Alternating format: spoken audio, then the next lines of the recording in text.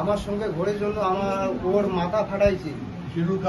হ্যাঁ হ্যাঁ, তো মাথা ফাটাইছে। মাথা ফাটার পরে আমি ওকে নার্সিংহোমে ভর্তি করছিলাম। তারপরে আবার আমাকে ধমকি দেয় যে এরপরে তুই যদি বাড়িতে আসিস তোকে মেরেই ফেলবো। হ্যাঁ, তখন থেকে আমি আর বাড়িতে যাইতে পারি না। তারপরেও আমি 7 তারিখে বাড়িতে গেছিলাম। বাড়িতে যাওয়ার পরে আমাকে ঘিরে ধরে। হ্যাঁ, ঘিরে ধরে পর আমি কোনো মতে পালিয়ে আবার পাইতে পিছিয়ে আসি। এদিন মধ্যে আমার বাড়িতে বলছে যে আপনার ছেলে যেন বাড়িতে আসে না, আসলে কিন্তু ও আর বাঁচতে পারবে না। এদিন মধ্যে আমরা খুব টেনশনে আছি দাদা। আপনাদের কাছে বিনীত অনুরোধ, আপনারা দেখুন না, আমাদের না হলে আমাদের শেষ করে ফেলবে। ধানগুলো কেটে দিয়েছে, কেটে দিয়েছে, সব শেষ। জিনিস করে দিয়েছে। জমিতে হাঁকো নিষেধ। হ্যাঁ, জমিতে হাঁকো নিষেধ। আচ্ছা, ঠিক আছে ঠিক আছে, এ করো না। এরা শুনে বলতো, হ্যাঁ, এরা শুনে নিছে সব নিয়ে দুর্বল করো না, আমরা আছি, পার্টি আছে, দেখবেন, বসো। তবু কিছু বলে নাই। আমরা ওসিকে দরখাস্ত করেছি, ওসি আমাদের কোনো সাহায্য করে নাই।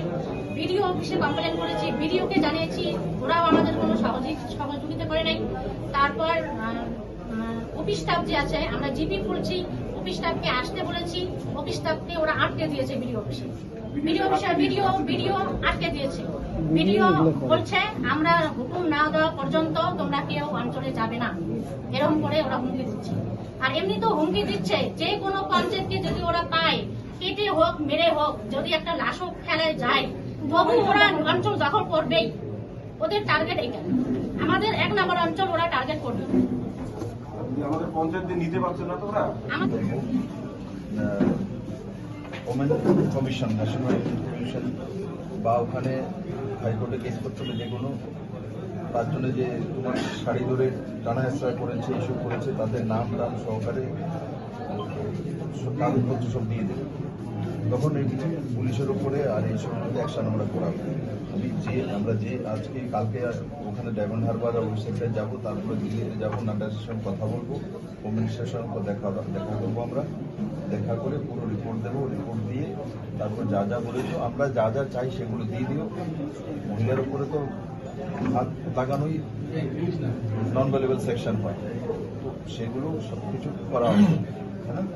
আর তোমরা হিম্মতের সঙ্গে যেটা বলছে দিদি, দেখলে তো দিদিকে দেখলে তো লক্ষ্য করেছে, আগেই শিখেছো দিদির কাছ থেকে কিছু? না, ওটা তো হয়েছে, এটা কপিগুলো তো আগেই দিয়ে प्रधान सरपंच প্রথমেই দিয়ে দিয়েছি। इसका कपड़ा আমাদের 10টা এজিবি পঞ্চায়েত, 12টা পঞ্চায়েতের মধ্যে আমরা 10 জন, আর ওরা হচ্ছে 2 জন।